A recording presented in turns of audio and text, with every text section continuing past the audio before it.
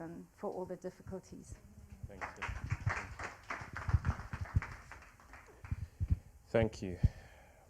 Thank you all for your testimonies. I think it's something that we always crave to have within a church setting, that people can testify that we have a living God who does amazing things in the quiet times.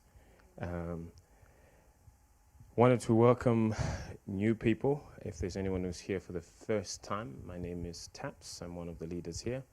And I just wanted to welcome you and thank you for coming. If you could just show me by putting up your hand so I can see where you are. Oh, there she is.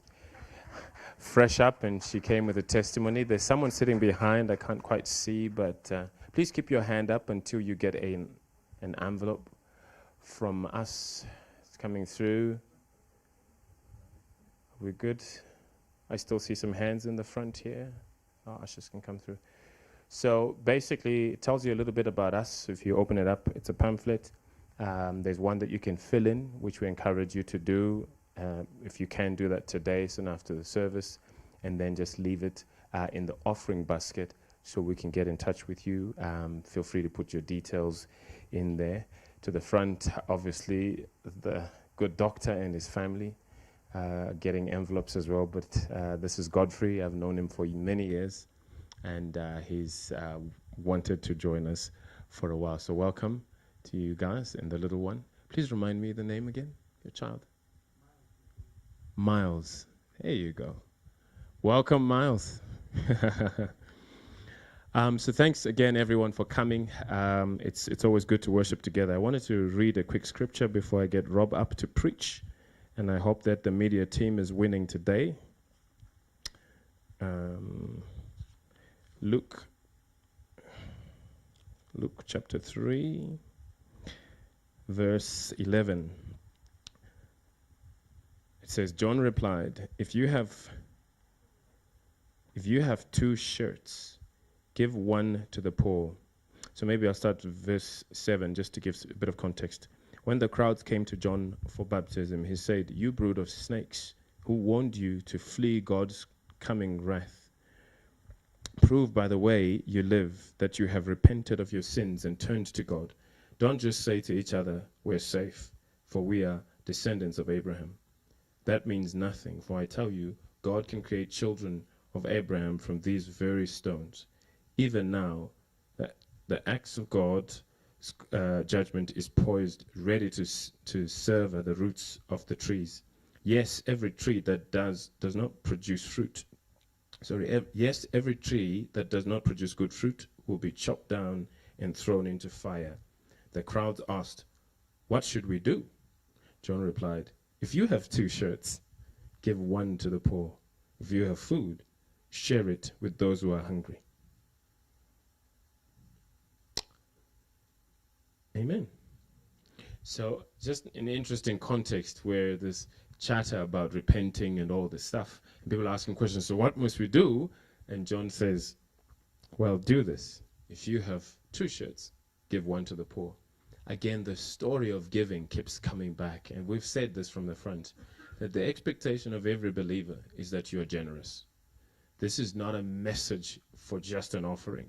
And I think in Africa, we've done that a lot, where when we hear giving, we're defensive, we close or shut down. But you are expected to be a giver. And in your community, you bless others. And here's the thing about this scripture. It's not so much about having 5 shirts, is it? If you have more than one, the expectation is that you have one more than the other. God's perspective is interesting. So I want to challenge you to be generous in your lifestyle. Do you have more than enough? If you have more than one, you do. That's what we're hearing here. So it's just a challenge. Every Sunday we try and give you just snippets of this word to challenge our lifestyle. Christians are givers, and they give with joy. Amen. All right. As for the offering, I think, are the baskets now coming round? No, I'm told they will come at the back after service. So things haven't normalized. We're still under COVID regulations. So after the church, you can drop off your offering at the back. And then if you want to swipe, there's a room right at the back there, and people will assist you with a swipe machine. Please be generous as God allows you, and may God bless you. Rob is the lead elder of this church, and it's a good friend of mine. It's good to have him preach. You ready? While he sorts himself out, I just pray, Father, thank you for Rob. Thank you for the message that you've given to us through him. I pray, Lord, that as he speaks as a leader of this church, that you'd help him to speak words that will encourage us to see you and to hear from you every step of the way. Bless him and bless this message in Jesus' name. Amen. Amen. Thank you, Taps. I'm trying to run the sound and prepare my message at the same time. So, anyway, push play on record. I know the number of you here come from Mutari.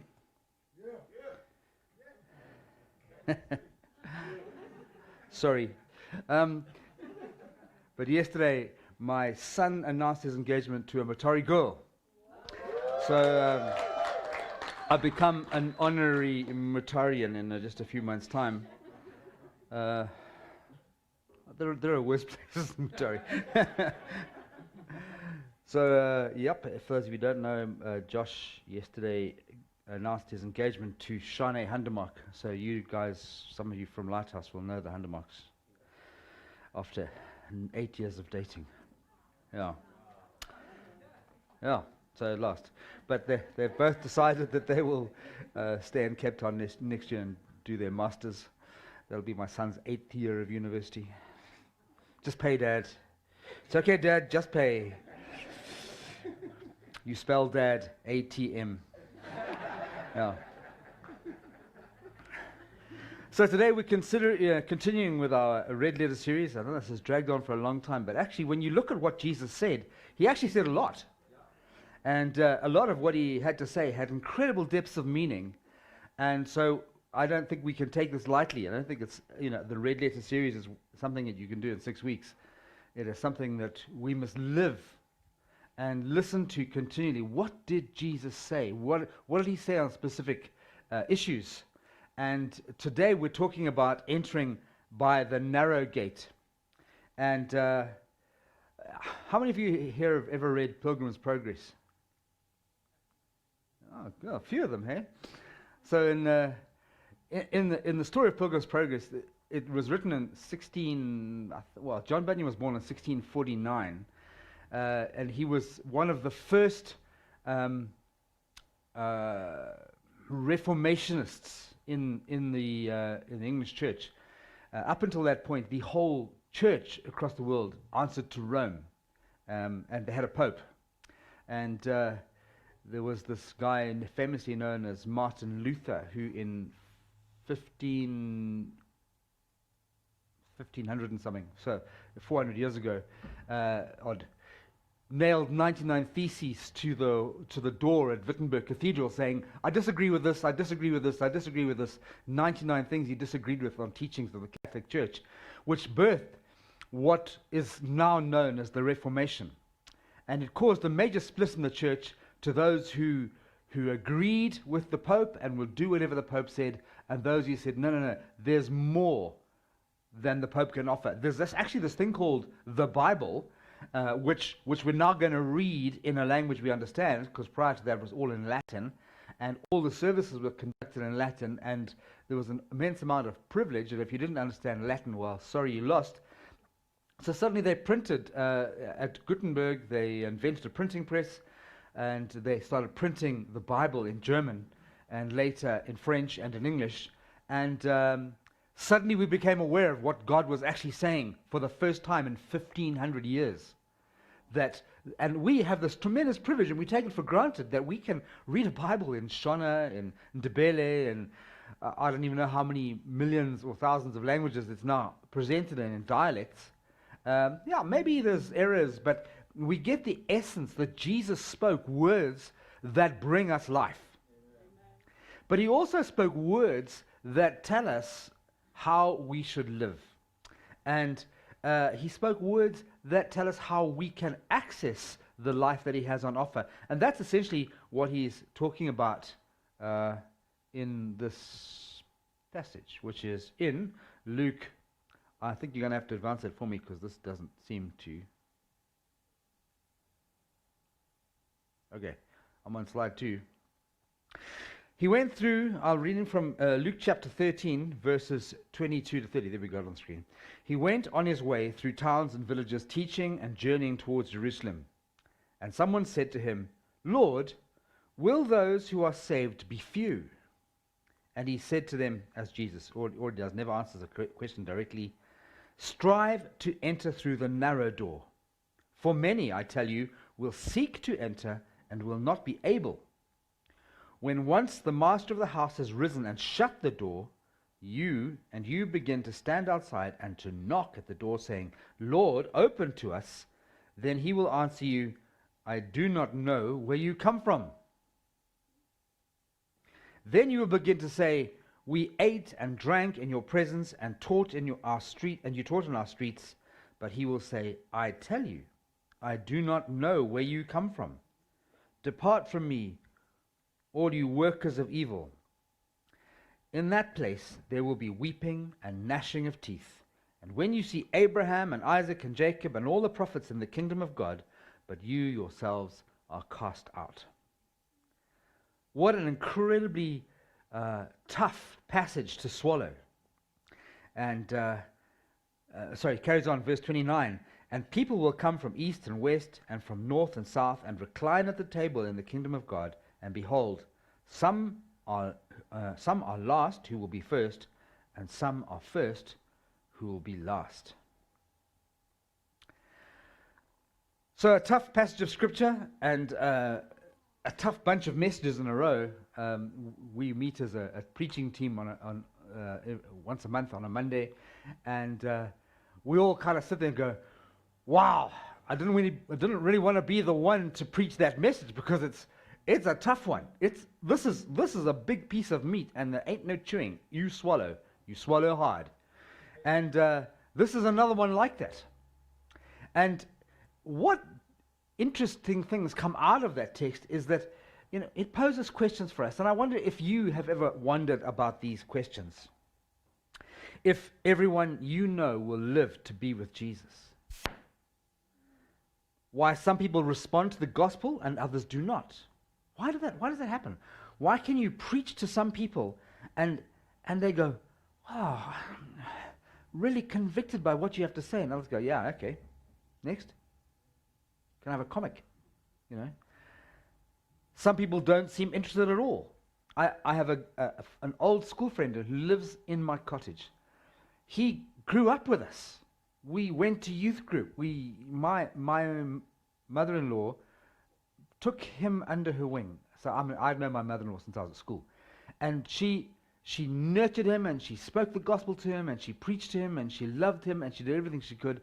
And he goes, "Okay, yeah, Christianity, yeah, that's nice for you, but like for me, can't see the point really." So there are people like this. They are surrounded by the gospel. They're surrounded by Christians, and yet to them it's, so? Why do other people seem to try really, really hard? I have a friend who just throws money at churches. Throws money at them. His lifestyle is abysmal. He drinks, he's had multiple affairs, but hey, dude, if you want $20,000 for your church, just shout. I'll spend it. If he can get a tax break on it, he's even happier. But he's overly willing. He said, I really enjoyed helping you guys build your church building, and I really want to do another one. And we're like, we could do with some more money on our church building, but I understand. I understand you wanting to help with another one, and yet he just can't seem to reconcile his life with what Christianity demands of him. He can't seem to line up his life with the gospel. And it's a tough gig.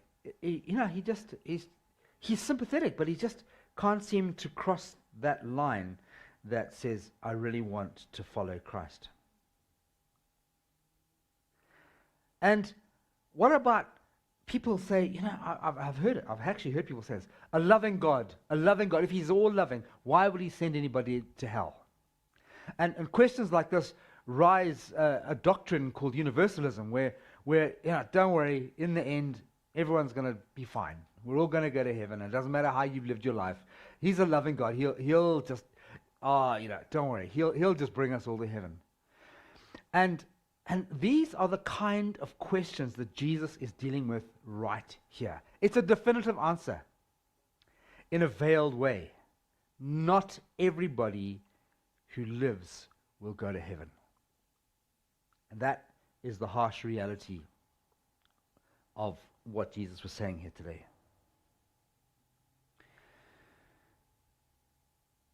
Where is Jesus in his life right now? He's on a journey to Jerusalem. And what you know if you've read the Bible is that Jesus only really goes to Jerusalem once in his ministry years. He went there as a child. He went to the temple at 12 for his, what we would now call a bar mitzvah, where he learned, he transitioned from boyhood into manhood. It's a tradition in a Jewish culture that it's a path, what do you call it, a rite of passage that boys and girls go through, that they go from childhood into adulthood. And one of the traditions was that they would go to the temple for this experience in your passage through to adulthood. And Jesus is on his way there, but essentially what he's going there, and he knows this, is that he's going to die. He knows that this is not just the route from Herod's palace or from Pilate's house to the cross. This is the route of his life to that point. It started way earlier than we, at Easter we talk about the 12 stations of the cross, and we're 10 stations or whatever it is. I never grew up traditional, so I can't remember these things. But we talk about the Via Dolorosa, the road that Jesus walked on through Jerusalem, where he is said to have, shed his blood, and people helped him carry the cross and that kind of thing. But actually, the journey started much earlier. He set his mind and he set his path, and he went to Jerusalem, knowing that in Jerusalem he would die.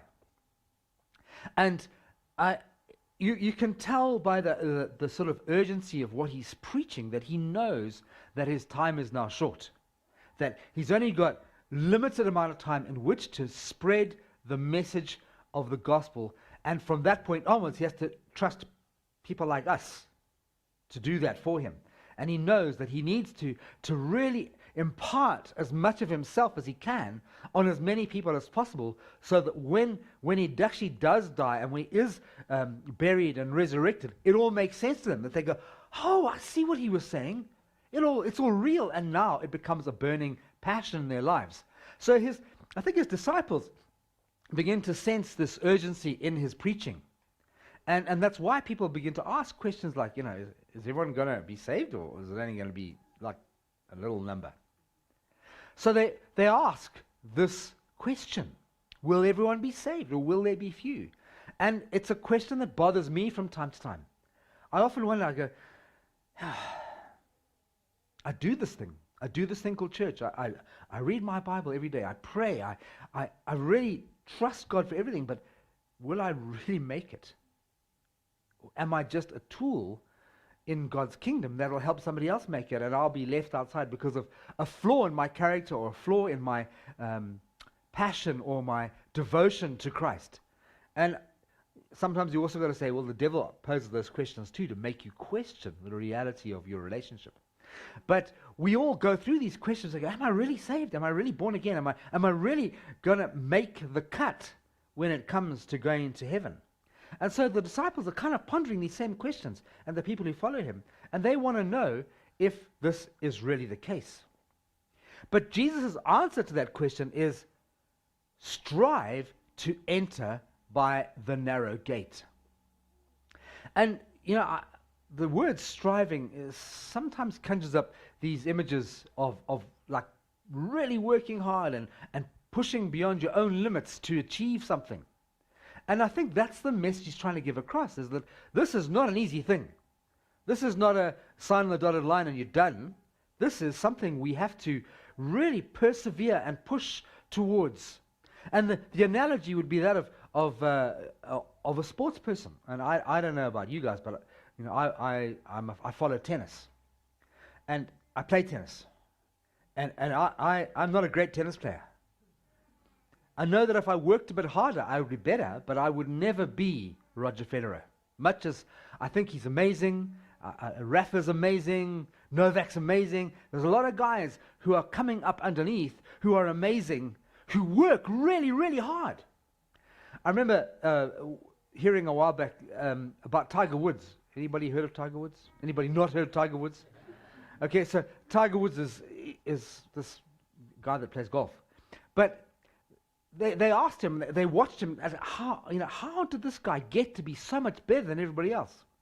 So most golfers will get out in the morning and they'll play 18 holes, and then they'll do some chip and putt, and they'll do some stuff during the day.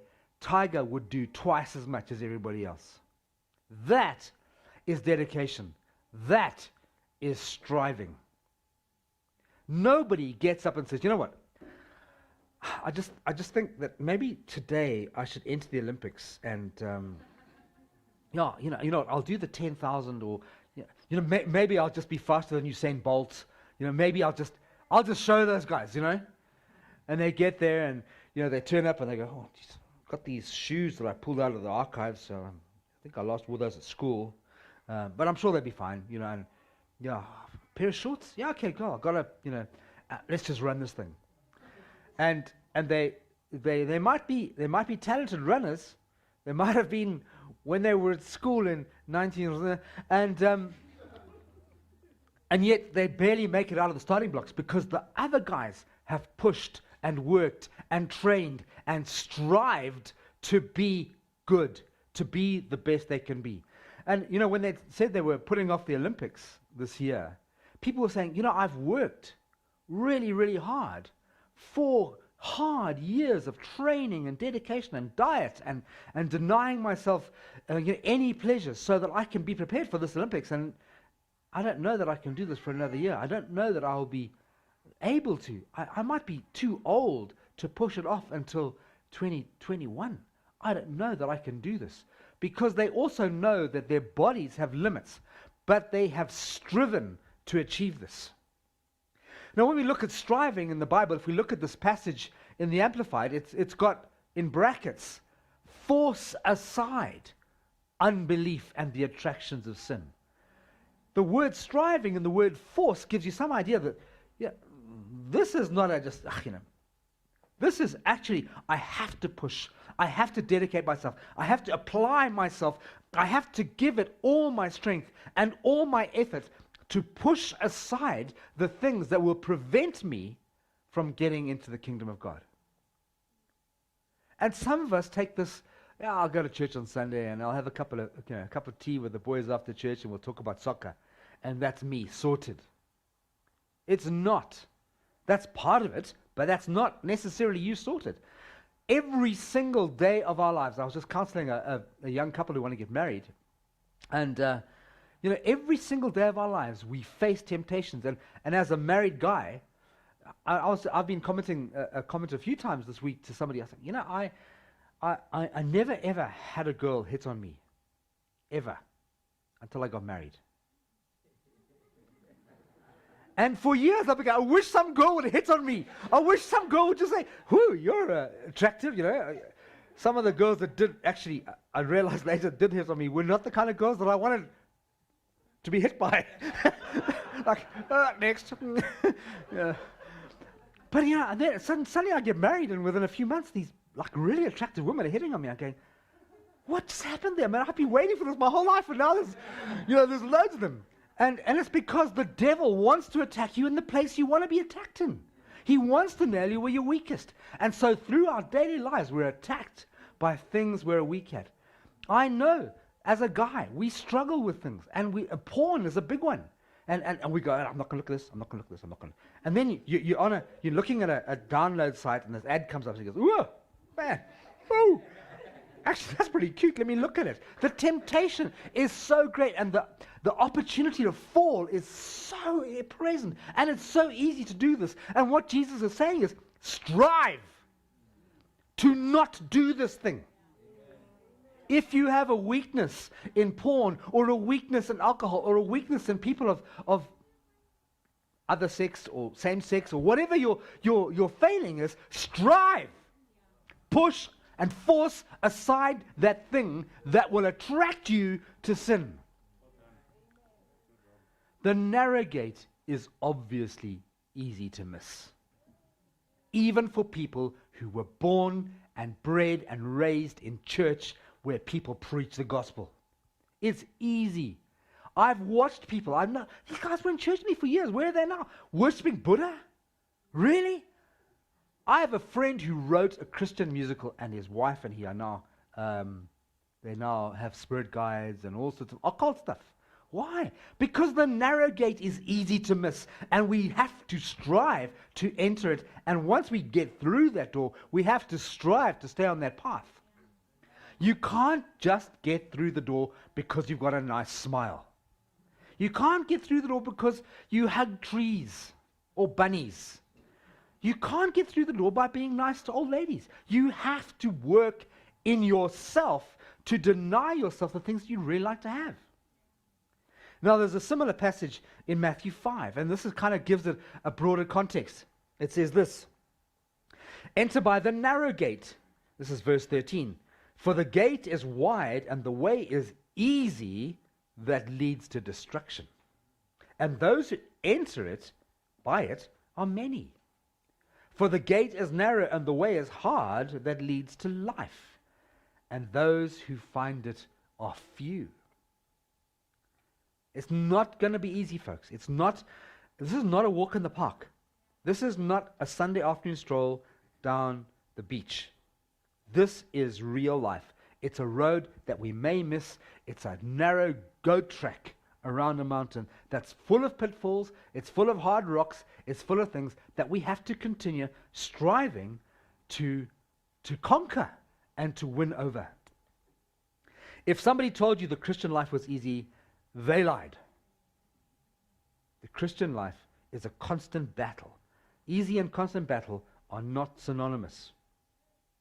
Let me read this passage in Luke again. And this time I want to read it from the Message. Those of you familiar with the Message will know that it's a paraphrase written by a guy who's Eugene Peterson, who recently passed away, I think last year, who was an ancient language scholar.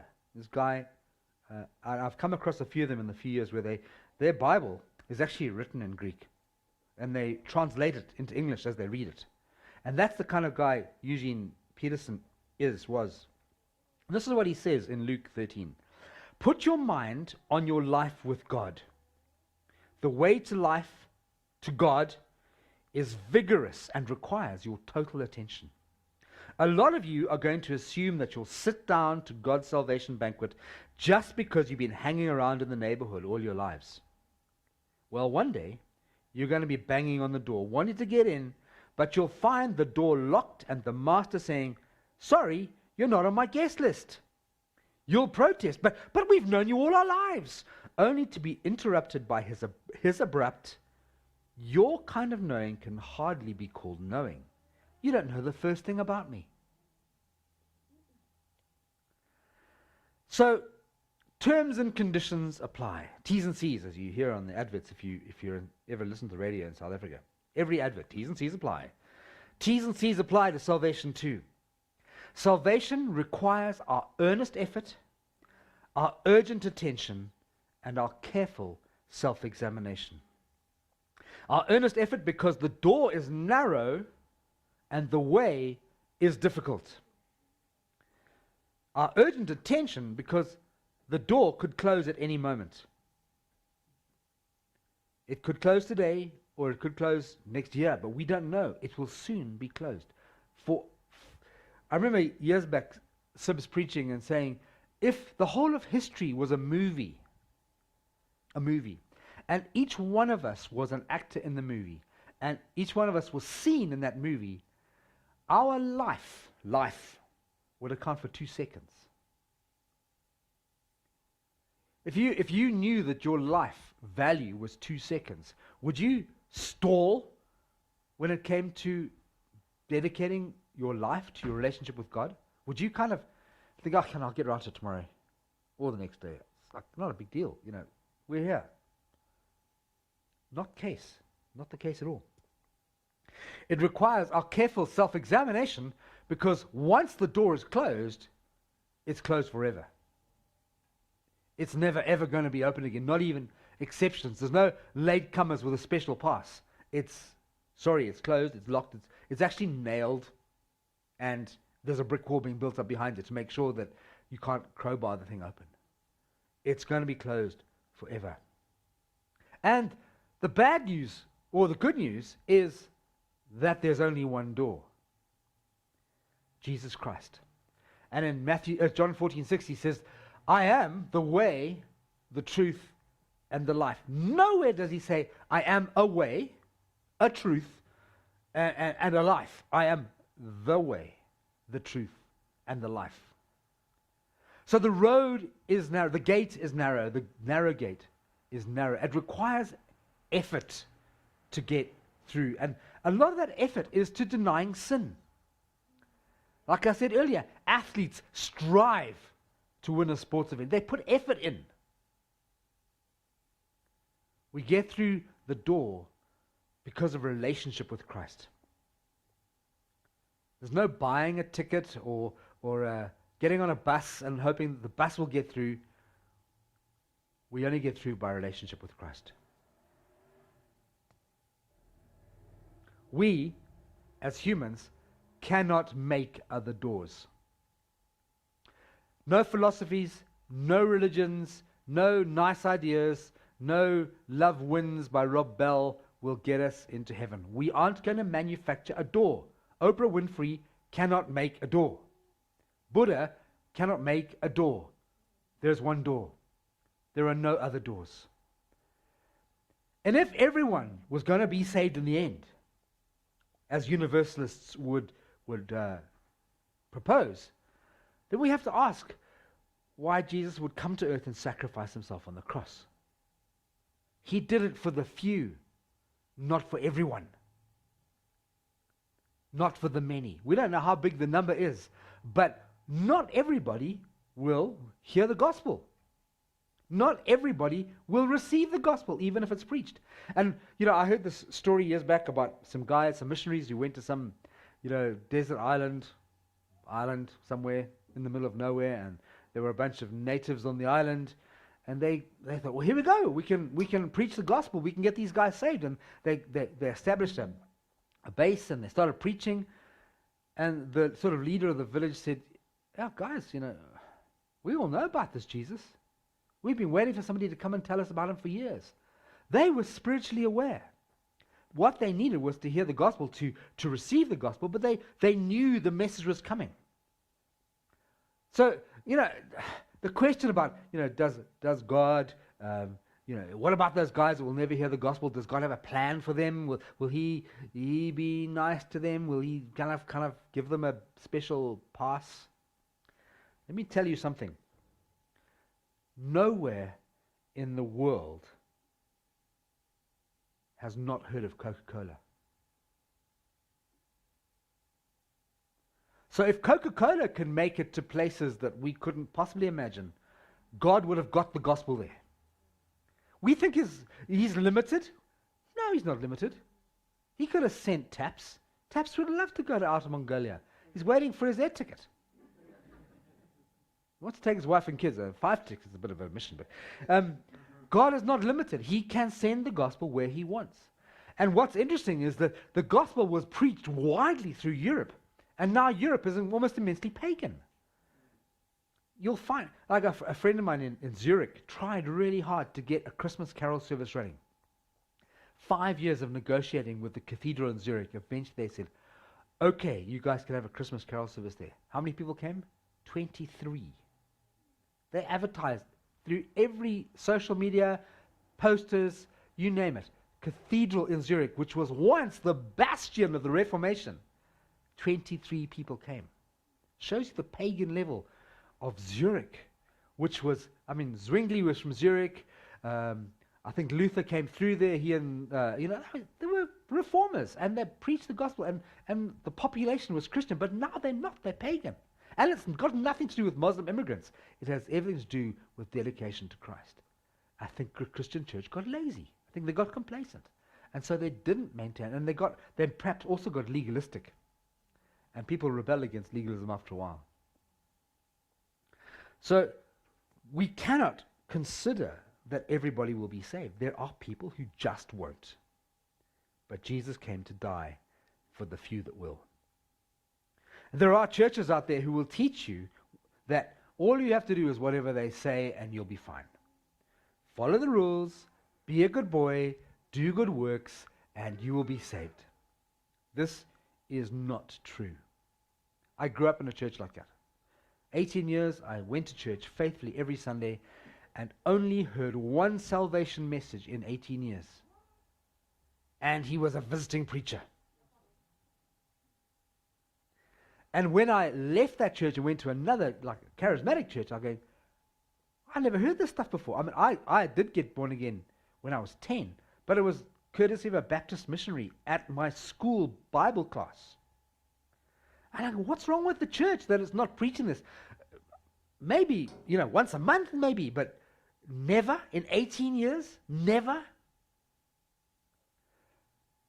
It's not true.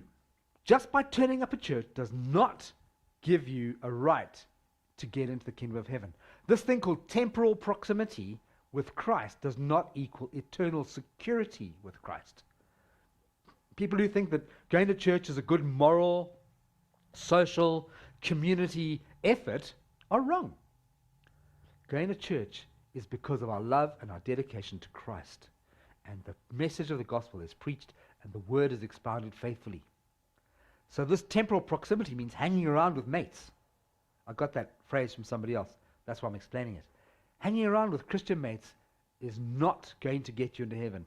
Your dedication to Christ is going to get you. So we can end up thinking that we're doing great. I've been a good boy. I've gone to confession, taken communion. I've done what do they call it? Confirmation classes. I got baptized, as a baby. I'm rock and roll. I'm saved. I'm sorted. My passport stamped. I got the visa. It is not true. We cannot think we're okay if we don't have a relationship with Christ. We can't hang out in the hood and think we're going to make it. We've got to be part of his gang. We have to be deliberate about our relationship with Christ. And any relationship requires effort. Imagine you're a young guy and you meet a nice girl and she ticks all the boxes and you go, cool, can we be in a relationship? And she says, sure. And you go, great, thank you. And then you never call her again. You don't even send her a WhatsApp. What kind of relationship would she think she was in? You're going, cool, we're in a relationship, sorted. And she's going, relationship? You don't even know me. You've never asked my phone number. You've never come to my house. You've never met my parents. We've never been out for an ice cream, let alone a coffee or a dinner. What kind of relationship is that? And Jesus says the same thing. You come to church, you go, cool, I come to church. I don't pray, I don't read my Bible, I don't come to any other meetings, and I think I'm going to be okay. No. She's going to say, oh, here comes another boy, and he looks like he wants to engage with me and take me out and find out what my dreams are. Guess who's going to win that relationship? The guy who pays attention. We need to pay attention to our relationship with Christ. Not everyone will go to heaven. About time we swallowed that one hard. Throughout biblical history, God has selected people to be his people. Adam, and you go, Adam, but how did God select Adam? If you read the text very carefully, God created Adam, and then God placed Adam in the garden. God didn't make Adam in the garden. God placed Adam in the garden. And he said, this is all you got to do. Do whatever you want. Just don't eat of that tree. There was a covenant. There was a relationship. There was an understanding. But there was terms and conditions. Noah was the same. God singles out Noah. He says, you're the only righteous dude on the face of the earth. So I've chosen you to build an ark. And this ark you're going to build is going to save one of everything that's important. and I'll be nice to you and let you take your wife and kids along, and their wives too. Otherwise, every other single person on the face of the earth was wiped out. If God had wanted to save everybody, he would never have flooded the whole earth. Abraham is walking down the road one day, and God says, hey, dude, don't stay here, go there. Why Abraham? Why not his next door neighbor? Why not the guy across the road or the guy in the other town? It's because God selects the people he wants. Moses. I'm a man. I can't even speak. I have to have a spokesman for me. My brother has to say things because I get stage fright and I stutter. But he chose Moses out of millions of Israelites, millions of them. He chooses Moses. He chooses David. He selects them. So if you've read the story of David, the prophet Samuel knows that he has to go to this house of Jesse, and he knows that he has to anoint one of Jesse's sons. So Jesse lines them up. There's the firstborn. Isn't he good looking? Big guy, muscles, smile. Quite talented with his hands. You know? And here's the next one. Not quite as good looking, but getting there, good guy. Third one, yeah. Someone goes, they look great, but do you have another son? Yeah. Oh, we got that other one out in the garden. He looks after the sheep. He's not much to look at. Not much of a guy. He's weedy. He's pretty insignificant. There's even speculation that David might have been illegitimate. Can't prove that doctrinally, but so they go, well, yeah, can you bring him in? And I go, really? You want to bring him in? Really? Him? Yep. They bring him in, and he's the guy that Samuel anoints to be king.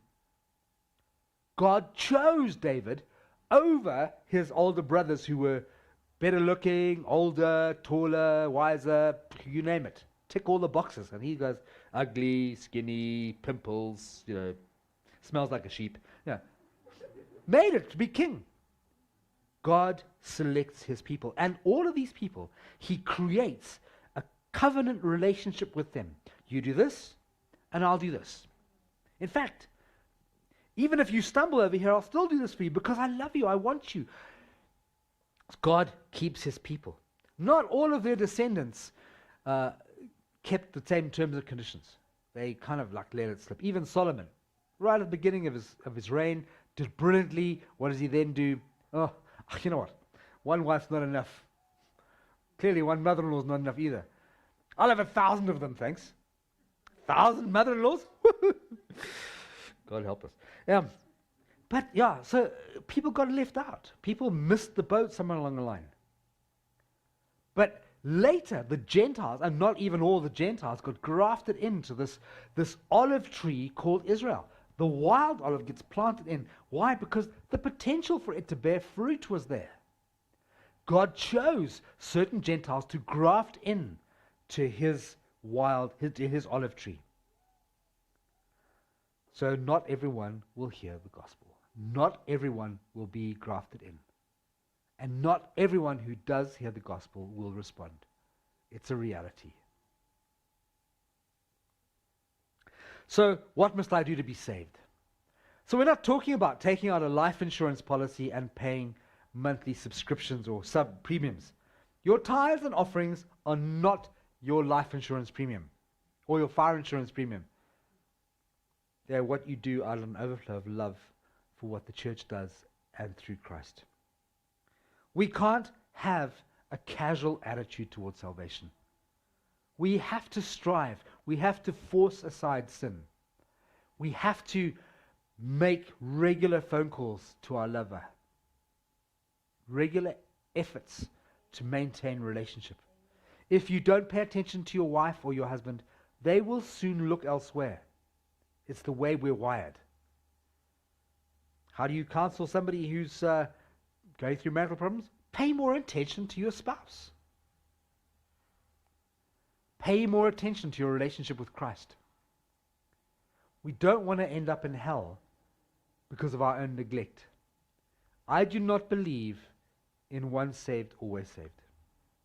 I believe in once saved, always saved, if saved. If you were truly saved, your love and dedication for Christ would be massive. And that would drive you to want relationship and to maintain relationship with Christ. And then we know you're truly saved. But if you get saved and you carry on living like the heathen, then you've got to wonder, like, are you really saved? Or is it just a token gesture that you made in church one day or when you were a kid? We can never assume we'll make it into heaven. And it's definitely a case of who you know, not what you know. I know the Bible, but do I know the author of the Bible? Do I know this guy that came to earth and died and hung on a cross and bled out and then was buried and resurrected for me? Do I know that guy, or is it just a historical figure that I kind of once in a while refer to when I'm in church? It's a relationship we have to have. There will be those that cry out, Lord, Lord, please let me in. These people, they have the eternal language, but they don't have eternal life. It's easy to say Jesus is Lord, but not so easy to submit to Jesus as Lord. So we can have all the right language, but we miss out on the relationship.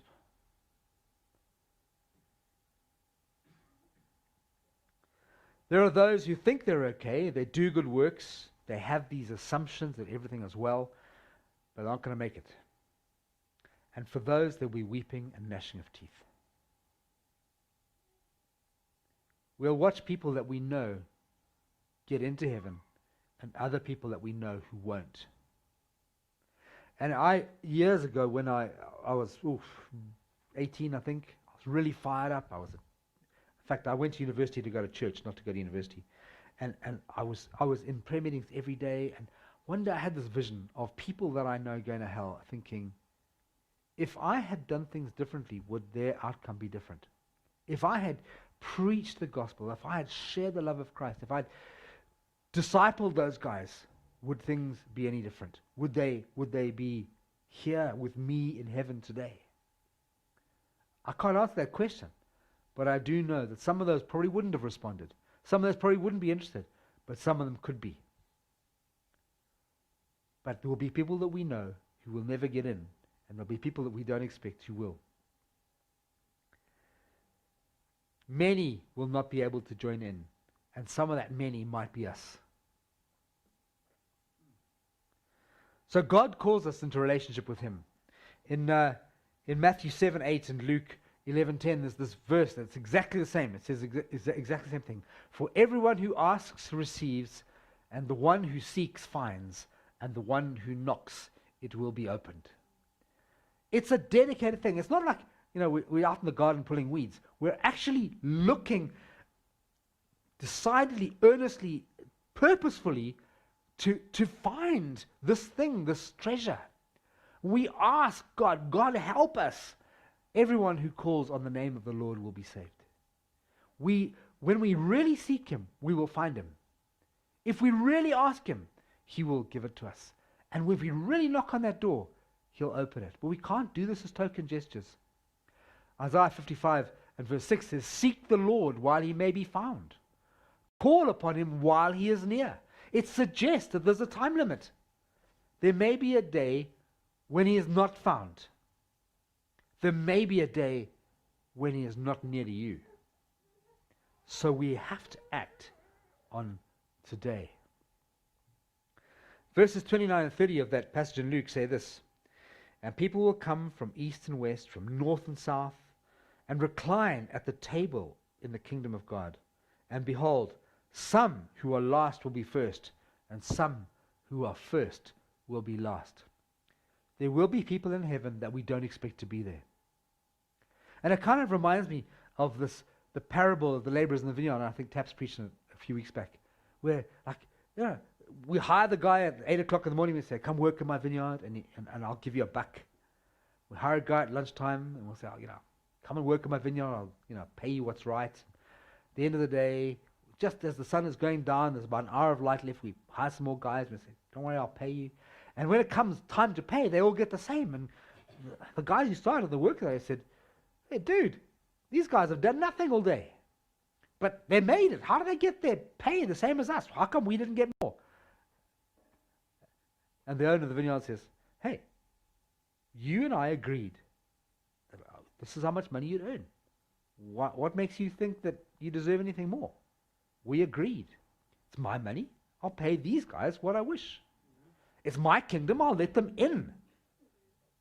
Because I want to, not because, you worked hard and you were the missionary, you went to China. It's because they asked and they let them in, and I love them.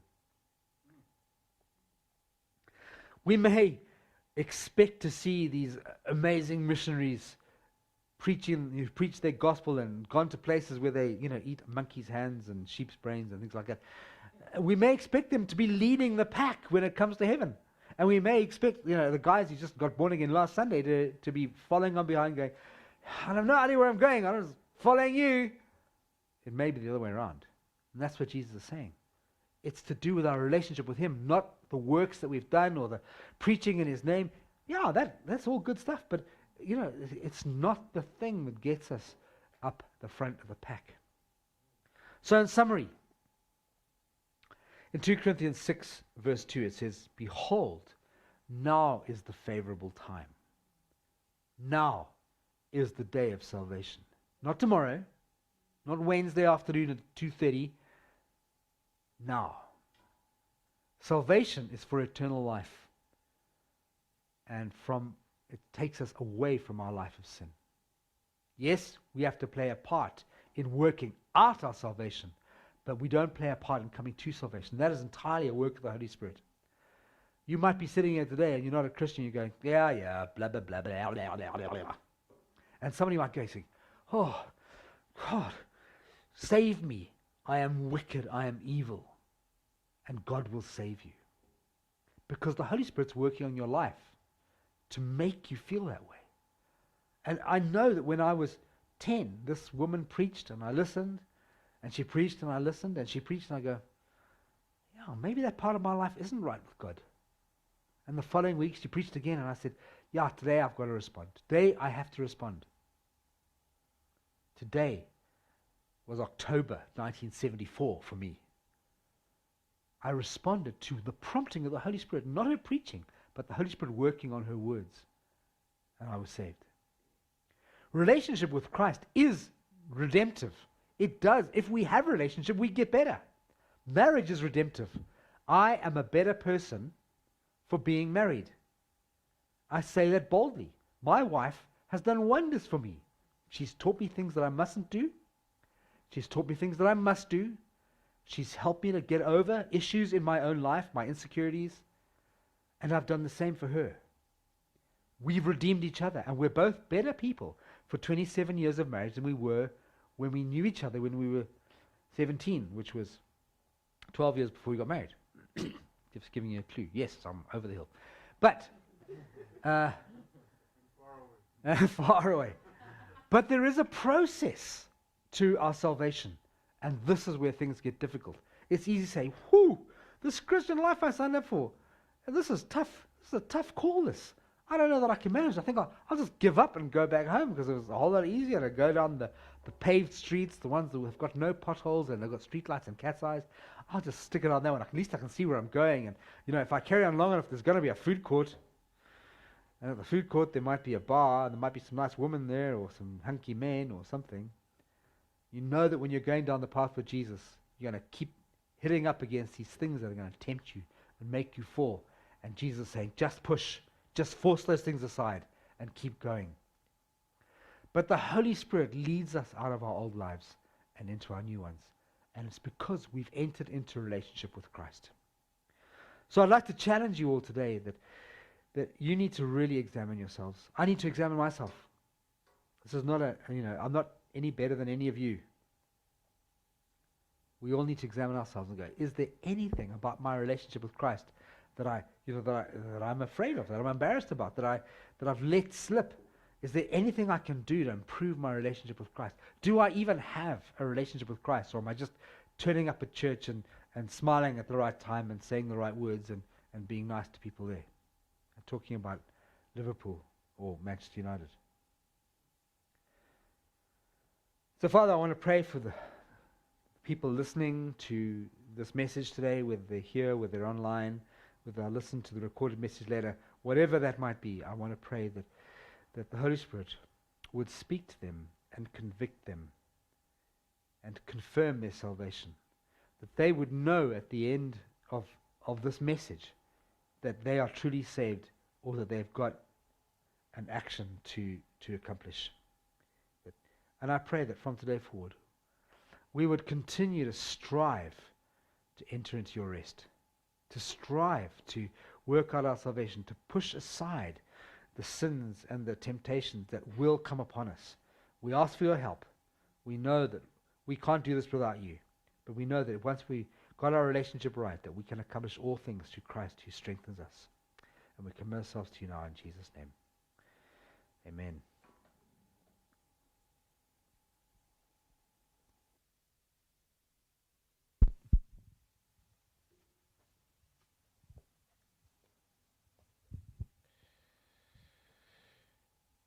Thank you for that message, Rob. Just while we were singing, I was reminded of an episode Brian Penduka went through some years back with crowd gathering at the village, and he was wondering, or they were wondering whether the child who was stuck in the car was his or was a kidnap. It's a story we've all forgotten about, right? But I was reminded of it when we were singing that song, that he would do anything for us. The song we sang, right? No mountain he won't climb up. You remember that? No darkness he won't light up. And I was just thinking, and I remember watching the little clip and you were saying, this is my son, this is my son. And I wanted you to know that God is doing that now to you. He will stand boldly and declare, this is my son. This is my daughter. If you are saved, I want you to know that's what he's saying now. This is my son, and he will defend you. This is my daughter, and he will defend you. But if you are not saved, I want to invite you now so that you can be part of his kingdom. Doesn't matter if you've been sitting in church for so long, but if you haven't given your life to him, then he can't make the declaration, this is my son, this is my daughter. He can only do that if you play your part. So is there anyone here? Anyone here who wants to get saved, who wants to give their lives to Christ? If you could just show me by putting up your hand, and we'll take time to pray with you. You want to know him as your Lord and Savior.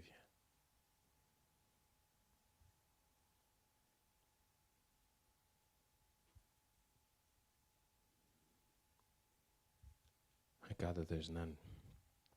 But feel free to see me after the service, and then we can pray together should you rethink that decision. Reminding you that the Word of God says in Romans 10:13, for everyone who calls on him, calls on his name, calls on the name of the Lord, will be saved.